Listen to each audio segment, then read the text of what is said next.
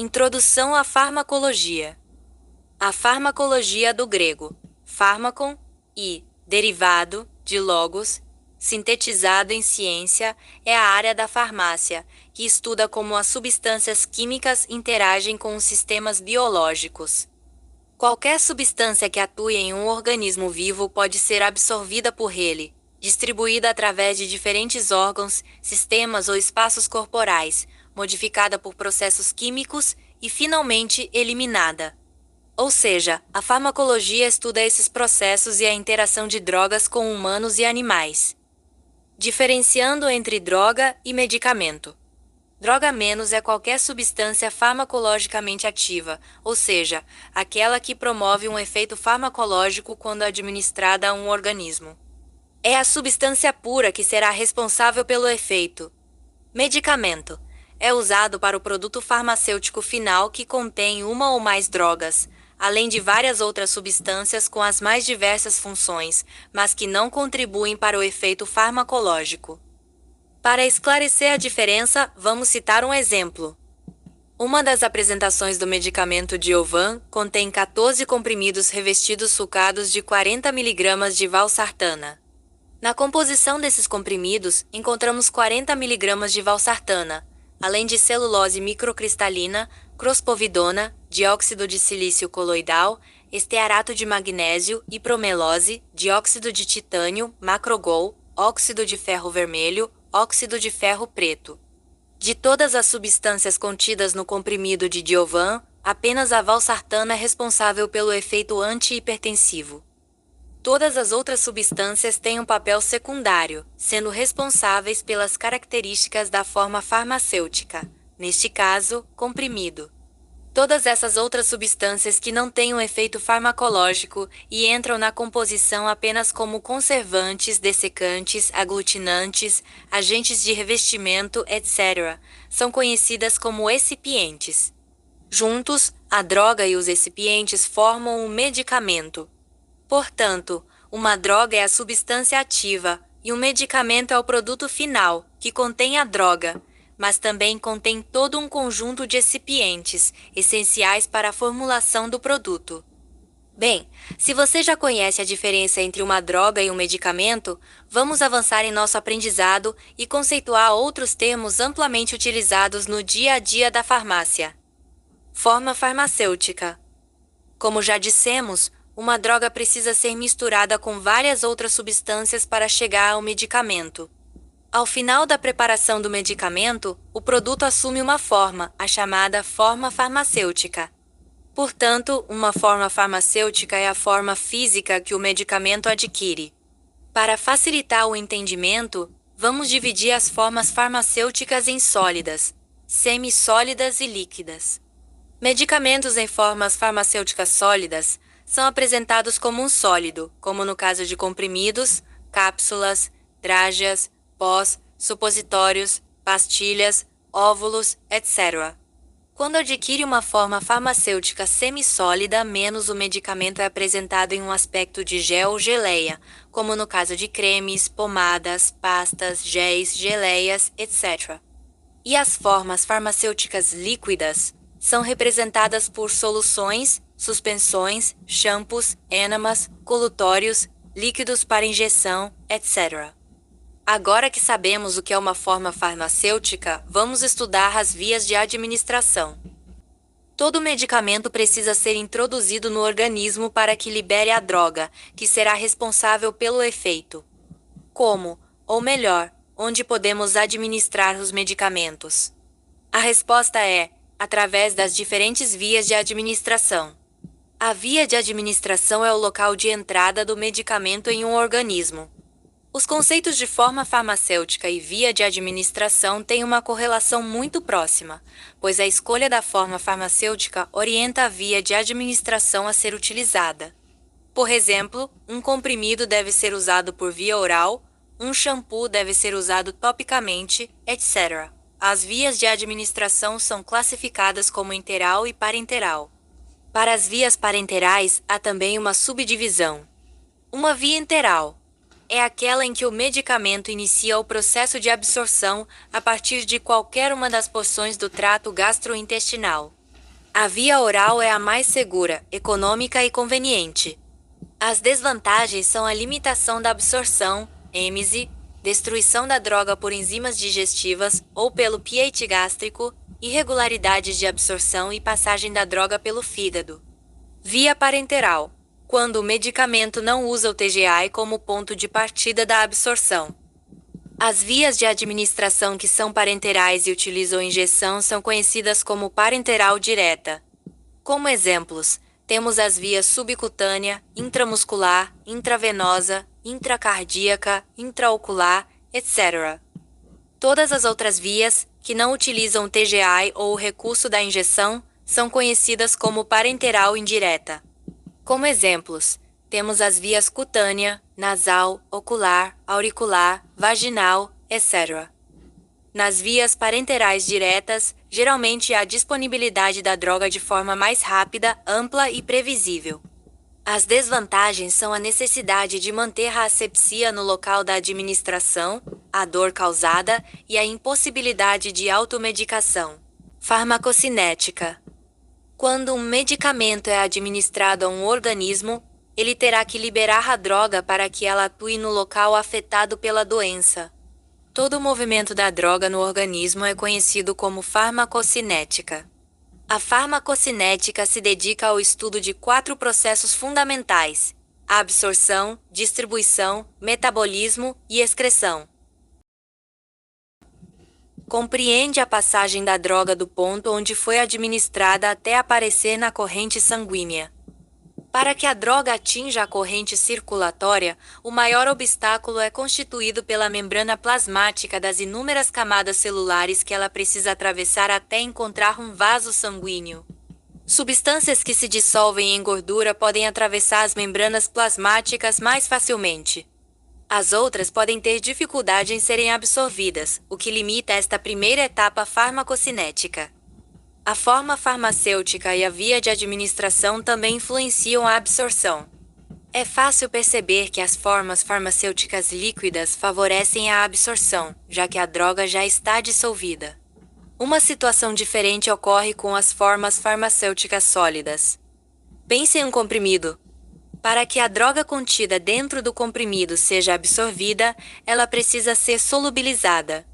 Então, o comprimido precisa ser molhado primeiro para, em sequência, ser desintegrado, e só então disponibilizar a droga para ser solubilizada. Tudo isso leva tempo, o que deve ser considerado para que o processo de absorção ocorra. Quanto às vias de administração, como regra, as vias enterais e parenterais indiretas levam mais tempo para permitir a absorção da droga do que uma via enteral direta. Claro, há inúmeras exceções. Então, o conjunto de fatores envolvidos na administração do medicamento será decisivo para a velocidade e extensão com que uma droga é absorvida. Uma situação muito interessante é a que ocorre com a via intravenosa, que fornece 100% da droga na corrente circulatória, já que o medicamento é administrado diretamente dentro de um vaso sanguíneo. Para todas as outras vias, apenas uma proporção, inferior a 100%, será absorvida. Quanto à via oral, uma das mais usadas para a administração de medicamentos, a absorção é regulada por vários fatores. Um dos mais importantes é a área da superfície absortiva. Assim, o intestino delgado é a porção do TGI desenvolvida para a absorção, já que possui uma grande área absortiva, fornecida pelo grande número de vilosidades, que são dobras na parede do intestino. Uma única célula da mucosa intestinal pode ter até 3.000 microvilosidades. A pele corresponde a 10% do peso corporal e é relativamente impermeável à maioria das substâncias, mas algumas substâncias podem atravessar essa camada e cair na corrente circulatória. A pele danificada aumenta a absorção. Por exemplo, a hidrocortisona é absorvida apenas 1% pela pele intacta, mas até 80% passa para a derme quando a camada epidérmica está dilacerada. A via respiratória é amplamente utilizada em casos de problemas no trato respiratório, como o asma, por exemplo. As drogas administradas por esta via podem ser absorvidas ou permanecer retidas neste local, o que pode ser interessante se o objetivo da farmacoterapia é uma ação local. cavidade oral e o espaço sublingual merecem atenção especial. A mucosa oral funciona principalmente como uma barreira, pois não é um tecido altamente permeável. É mais semelhante à pele do que ao intestino neste aspecto. Enxaguantes bucais, pastas de dente e outros preparados são introduzidos na cavidade oral por motivos profiláticos ou terapêuticos locais. A via sublingual tem uma peculiaridade de promover uma boa absorção, mas poucas substâncias são administradas por esta via, um exemplo sendo o trinitrato de glicerila. Para bebês ou pacientes acamados com dificuldade de deglutição, uma via que pode ser explorada é a via retal. O reto permite a absorção de aproximadamente metade do total da droga contida no medicamento administrado na forma de supositório. Um problema é a irritação local que pode ocorrer, sem mencionar o fato de que pacientes homens adultos muitas vezes se recusam a usar um supositório, que é a forma farmacêutica desenvolvida para a administração retal. Um último conceito importante ao falar sobre a absorção é a biodisponibilidade, que é a proporção da substância que passa para a circulação sistêmica após a administração oral, levando em consideração tanto a absorção quanto a degradação metabólica local. Em outras palavras, biodisponibilidade significa quanto da droga administrada será realmente absorvida, porque, como já sabemos, apenas a via intravenosa possibilita uma absorção completa. Todas as outras vias acabam impedindo a entrada de uma porção da droga na circulação sistêmica. A compreensão do conceito de biodisponibilidade será importante para a compreensão das bases farmacocinéticas que garantem a intercambiabilidade entre medicamentos genéricos e de referência. Finalmente, se a droga vencer todas essas barreiras e conseguir ser absorvida, estando no leito vascular, estará pronta para passar pelo segundo processo farmacocinético. O processo de distribuição compreende a passagem do fármaco da corrente circulatória para o fluido intersticial e o fluido intracelular. Quando o fármaco entra na corrente circulatória, na grande maioria dos casos, ele estabelecerá ligações com proteínas plasmáticas, sempre em uma proporção fixa que varia de fármaco para fármaco. Apenas a porção que permanece livre está sujeita a passar pelo processo de distribuição e irá para todos os compartimentos pelos quais tem afinidade. A afinidade, portanto, e a diferença de concentração são os requisitos básicos para que o processo de distribuição ocorra. Os fármacos só deixam o leito vascular porque há muito fármaco no plasma em comparação com qualquer outro compartimento do organismo, e não menos importante, o fármaco só irá para tecidos com os quais tem alguma afinidade com alguns dos componentes celulares presentes nesses locais. É interessante notar que nem todos os locais do organismo receberão os fármacos. Existem locais praticamente impermeáveis aos fármacos que são protegidos pelas chamadas barreiras orgânicas. Locais com alta importância e que podem ter dificuldade em reparar danos, como é o caso do cérebro, devem ser protegidos contra a entrada de substâncias potencialmente tóxicas. Assim, este órgão é protegido pela barreira hematoencefálica. Claro, esta barreira não isola completamente o cérebro. Se isso fosse verdade, todas as substâncias que atuam no cérebro deveriam ser administradas diretamente no cérebro para ter um efeito. E isso não é verdade. Um antidepressivo que você usa na forma de comprimido será eficaz, o que prova que a barreira hematoencefálica é apenas uma dificuldade para algumas substâncias entrarem no cérebro, mas não um obstáculo para todas elas. Da mesma forma, se um indivíduo desenvolve os efeitos comportamentais do álcool depois de ingerir algumas latas de cerveja, é porque o álcool, mesmo entrando pela boca, conseguiu de alguma forma atravessar a barreira hematoencefálica. Outro local que não pode ser prejudicado por substâncias potencialmente tóxicas é o feto, pois é um novo ser em formação, e qualquer agente que possa interferir na organização de um órgão pode levar a uma má formação fetal. Portanto, existe outra barreira que separa a circulação da mãe da circulação do feto e é chamada de barreira placentária. Claro, algumas substâncias podem atravessar a barreira placentária. Daí a recomendação de não usar medicamentos no primeiro trimestre da gravidez, período em que os órgãos estão sendo formados.